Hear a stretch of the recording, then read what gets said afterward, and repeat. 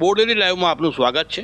પાવીજતપુરની વસવા નદી પરના બ્રિજના વિવિધ ભાગોનું ટેસ્ટિંગ કરવા મુંબઈની કન્સલ્ટિંગ કંપની ત્યાં પહોંચી અને ત્યાં પહોંચીને નમૂના લેવામાં આવ્યા છે।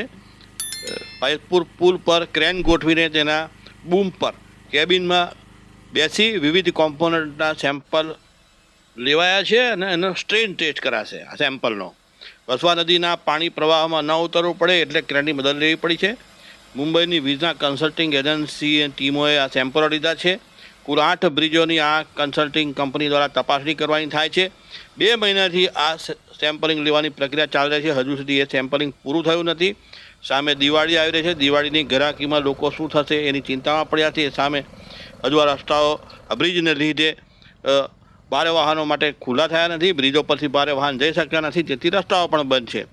જે સેમ્પલ લેવામાં આવે છે તેનો સેમ્પલની સાઇઝ પણ તમે જુઓ કે કયા પ્રકારની સેમ્પલની સાઇઝ છે અને આ પ્રકારનો સેમ્પલ લેવામાં છે, સિલિન્ડ્રિકલ સેમ્પલ।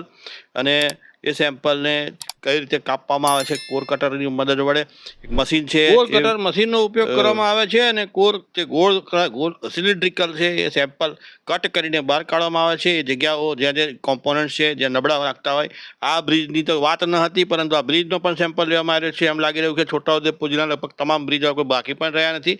મહત્વના મેજર બ્રિજો છે તેની ઉપરના જેસર હાઈ 56 પરનો આ બ્રિજ, ત્યાંથી પણ સેમ્પલ લેવામાં આવ્યો છે। અને આ જે તસવીરમાં દ્રશ્યમાન થાય છે એ તમને સેમ્પલ કેવી રીતે લેવામાં આવે છે બોડેલીના બ્રિજના દ્રશ્ય છે।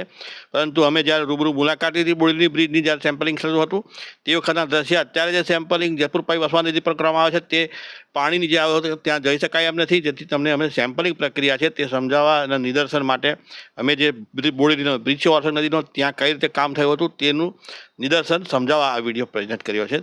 એના પછી આપણે સમજી શકીએ કે વસવા નદી પર કયા પ્રકારે લેવાયો છે સેમ્પલ।